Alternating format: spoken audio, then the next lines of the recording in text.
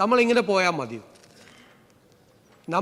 ഞാൻ കഴിഞ്ഞ ദിവസം പറഞ്ഞു, നമ്മുടെ കുട്ടികൾക്ക് തൊഴിലവസരം കൊടുക്കാൻ പറ്റാത്ത, നമ്മളിപ്പോൾ ചെയ്തുകൊണ്ടിരിക്കുന്ന ഈ ക്ഷേമ പദ്ധതികൾ പോലും ഭാവിയിൽ നിർത്തിവെക്കേണ്ടി വരുന്ന ഒരു പരിതാപകരമായൊരു അന്തരീക്ഷത്തിലേക്ക് നമുക്ക് പോകും. നമുക്ക് ഇപ്പോൾ ചെയ്യുന്ന ഒരു വെൽഫെയർ ആക്ടിവിറ്റിയും നമുക്ക് മെയിൻറ്റെയിൻ ചെയ്യാൻ പറ്റില്ല.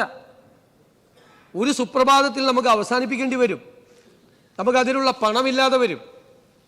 നമ്മൾ പണം കടമെടുത്ത് അതിൻ്റെ പലിശ കൊടുത്ത് ആ പലിശ എല്ലാം കൊടുത്തു കഴിയുമ്പോൾ നമുക്കൊന്നും ചെയ്യാനില്ലാത്തൊരവസ്ഥ വരും. ആ പലിശയുടെ നിരക്ക് കൂടിക്കൊണ്ടിരിക്കുകയാണ്.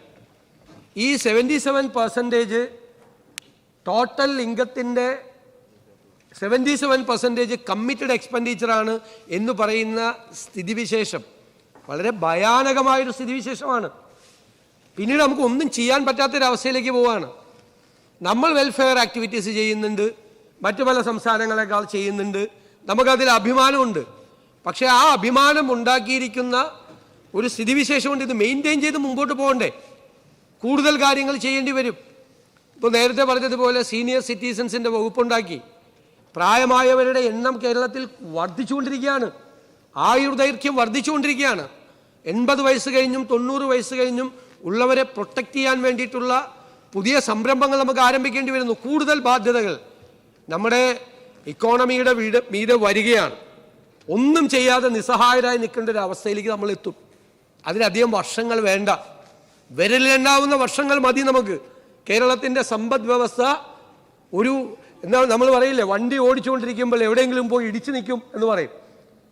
ഈ പോക്ക് എവിടെയെങ്കിലും പോയി ഇടിച്ചു നിൽക്കുമ്പോൾ നമുക്കൊന്നും ചെയ്യാൻ പറ്റാത്ത ഒരു ഘട്ടത്തിൽ, അത്യാവശ്യ കാര്യങ്ങൾ പോലും ചെയ്യാൻ പറ്റാത്തൊരു ഘട്ടത്തിലേക്ക്. നിയമസഭയിൽ ധനാഭ്യർത്ഥന ചർച്ചയ്ക്ക് മറുപടി പറഞ്ഞുകൊണ്ട് മുഖ്യമന്ത്രി VD സതീശൻ പറഞ്ഞ വാക്കുകളാണ് പ്രേക്ഷകർ കേട്ടത്. അദ്ദേഹം പറയുന്നത് കേരളം വലിയ പ്രതിസന്ധിയിലൂടെയാണ് കടന്നു പോകുന്നത്. ഇങ്ങനെ അധികകാലം മുന്നോട്ട് പോകാൻ കഴിയില്ല. ഈ വണ്ടി എവിടെയെങ്കിലും പോയി ഇടിച്ചു നിൽക്കും. അങ്ങനെ വേണോ? അതല്ല, മാറ്റം വേണ്ടേ? ക്ഷേമ പദ്ധതികൾ ഇങ്ങനെ പോയാൽ നടപ്പാക്കാൻ കഴിയുമോ? കഴിയില്ല, അത് നിന്നു പോകും എന്നാണ് അദ്ദേഹം പറയുന്നത്. അതുകൊണ്ട് എനിക്ക് ഒരു 3 മാസം തരൂ, ഞാൻ മാറ്റം കാണിച്ചു തരാം എന്നുകൂടി അദ്ദേഹം പറയുന്നുണ്ട്. അത്രയെങ്കിലും ആശ്വാസം. ഇങ്ങനെ കേരളം വലിയ പ്രതിസന്ധിയിലാണ് എന്ന് പറഞ്ഞ മുഖ്യമന്ത്രിമാരുണ്ട് കേരളത്തിൽ. അത് 1 AK ആന്റണിയാണ്, 2 ഉമ്മൻചാണ്ടിയാണ്. UDF എപ്പോഴൊക്കെ അധികാരത്തിൽ വരുന്നോ അപ്പോഴൊക്കെ സ്ഥിരം പല്ലവി ആവർത്തിച്ചു കൊണ്ടേയിരിക്കും. ഈ സർക്കാർ എന്ന് വെച്ചാൽ VD സതീശൻ സർക്കാർ അധികാരത്തിൽ വന്ന ഘട്ടത്തിൽ, മുഖ്യമന്ത്രിയായി VD സതീശനെ നിശ്ചയിച്ച ഘട്ടത്തിൽ AK ആന്റണിയെ കാണാൻ VD സതീശൻ പോകുന്നുണ്ട്. അത് കഴിഞ്ഞ് AK ആന്റണി പുറത്തു വന്ന് മാധ്യമങ്ങളോട് പറഞ്ഞ കാര്യമുണ്ട്, കേരളം വലിയ സാമ്പത്തിക പ്രതിസന്ധിയിലാണ്. പലതും പ്രഖ്യാപിച്ചിട്ടുണ്ട് VD സതീശൻ. പക്ഷേ അതൊക്കെ നടപ്പാക്കുക എന്നത് എളുപ്പമല്ല. കാത്തിരിക്കണം, മുണ്ട് മുറുക്കി ഉടുക്കണം. ഇത് അദ്ദേഹത്തിൻ്റെ സ്ഥിരം വാചകമാണ്. ഇതേ വാചകം നമ്മൾ കേട്ടത് ഉമ്മൻചാണ്ടി മുഖ്യമന്ത്രിയായിരിക്കുന്ന ഘട്ടത്തിലാണ്. നമ്മളെല്ലാവരും മുണ്ട് മുറുക്കി ഉടുക്കണം. കടുത്ത സാമ്പത്തിക പ്രതിസന്ധിയാണ്. സർക്കാർ ജീവനക്കാരുടെ ആനുകൂല്യം മുഴുവൻ വെട്ടി. അതിനെ തുടർന്ന് വലിയ സമരം നടന്നു. 1 മാസം നീണ്ടുനിന്ന സമരം. സർക്കാർ ജീവനക്കാർ പണിമുടക്കി.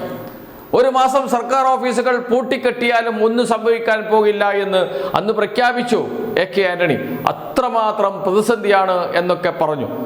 അവസാനം അദ്ദേഹത്തിന് 5 വർഷം കാലാവധി തികയ്ക്കുന്നതിന് മുമ്പേ ഇറങ്ങി പോകേണ്ടി വന്നു എന്നത് ചരിത്രം. അതിനുശേഷം അധികാരത്തിൽ വന്ന UDF സർക്കാർ, അത് ഉമ്മൻചാണ്ടിയുടെ സർക്കാരായിരുന്നു. ഉമ്മൻചാണ്ടിയും സമാനമായ പദം തന്നെയാണ് ഉപയോഗിച്ചുകൊണ്ടേയിരുന്നത്. കേരളം കടുത്ത പ്രതിസന്ധിയിലൂടെയാണ് കടന്നു പോകുന്നത്. ശമ്പളവും പെൻഷനും കൊടുത്തു കഴിഞ്ഞാൽ വികസന പ്രവർത്തനത്തിന് നയാ പൈസ ചെലവഴിക്കാൻ കയ്യിലില്ല. ഇതായിരുന്നു ഉമ്മൻചാണ്ടി പറഞ്ഞുകൊണ്ടിരുന്നത്. അദ്ദേഹത്തിൻ്റെ വാർത്താ സമ്മേളനങ്ങൾ കേട്ടാൽ നമുക്കത് മനസ്സിലാകും. ഒന്നും ചെയ്യാൻ കഴിയില്ല, പണമില്ല. ഇത് ഉമ്മൻചാണ്ടി സർക്കാരിൻ്റെ സ്ഥിരം പല്ലവിയായിരുന്നു. അതിനുശേഷമാണ് LDF സർക്കാർ അധികാരത്തിൽ വന്നത്. പുതിയ നവീനമായ രീതിയിലൂടെ പണം കണ്ടെത്തുകയും വികസന പ്രവർത്തനത്തിന്, പ്രത്യേകിച്ച് അടിസ്ഥാന വികസന പ്രവർത്തനത്തിന് വലിയ മുന്നേറ്റം ഉണ്ടാക്കുകയും ചെയ്തു കിഫ്ബിയെ ഉപയോഗിച്ച് എന്നത് നാം കണ്ടതാണ്. അങ്ങനെ വൈൽഡായി ചിന്തിക്കാൻ, മാറ്റത്തിന് വേണ്ടി പ്രവർത്തിക്കാൻ എപ്പോഴും കഴിയുക LDFന് തന്നെയാണ്. ഇപ്പോഴത്തെ വീണ്ടും UDF അധികാരത്തിൽ വന്നു. എന്താണ് പറയുന്നത് VD സതീശൻ? നേരത്തെ ഉമ്മൻചാണ്ടിയും AK ആന്റണിയും പറഞ്ഞ അതേ വാചകം അദ്ദേഹം ആവർത്തിക്കുന്നു. എന്താണോ ഉമ്മൻചാണ്ടി പറഞ്ഞത്, എന്താണോ AK ആന്റണി പറഞ്ഞത്, അത് തന്നെയാണ് അദ്ദേഹം പറഞ്ഞുകൊണ്ടേയിരിക്കുന്നത്. പക്ഷേ അദ്ദേഹം എനിക്കൊരു 3 മാസം തരൂ, ഞാൻ മാറ്റം കാണിച്ചു തരാം എന്ന് പറഞ്ഞത് ആശ്വാസകരം തന്നെയാണ്. കാത്തിരിക്കാൻ നമുക്ക് ആ 3 മാസം. നേരത്തെ നരേന്ദ്രമോദി നോട്ടുകൾ നിരോധിച്ചപ്പോൾ പറഞ്ഞിരുന്നു 50 ദിവസം തരൂ. കരഞ്ഞുകൊണ്ടാണ് അദ്ദേഹം, കരയുകയാണ്.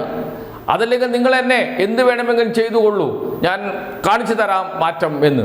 ഒന്നും കാണിച്ചു തന്നില്ല എന്ന് മാത്രമല്ല, ഇന്ത്യ തകരുന്ന ഘട്ടത്തിലേക്ക് പോയി. സാമ്പത്തികമായി മുതലാളിമാർ വൻ മുതലാളിമാരായി മാറുകയും പാവപ്പെട്ടവർ പാവപ്പെട്ടവരായി മാറുകയും കൂടുതൽ പാവപ്പെട്ടവരായി മാറുകയും ചെയ്തതൊക്കെ നാം കണ്ടു. അത് മറ്റൊരു കാര്യം. അതേപോലെയാണോ VD സതീശനും പറയുന്നത് എന്നതേ ഇനി അറിയാനുള്ളൂ. 3 മാസം കഴിഞ്ഞാൽ അത്ഭുതങ്ങൾ, വിസ്മയങ്ങൾ വിരിയും. അതാണ് അദ്ദേഹത്തിൻ്റെ വാക്ക്. വിസ്മയങ്ങൾ വിരിയും. വിരിയുമോ വിസ്മയം? കാത്തിരുന്ന് കാണാം. അതല്ല AK ആന്റണിയുടെയും ഉമ്മൻചാണ്ടിയുടെയും ഗതി തന്നെയായിരിക്കുമോ VD സതീശനും എന്നതേ ഇനി അറിയാനുള്ളൂ.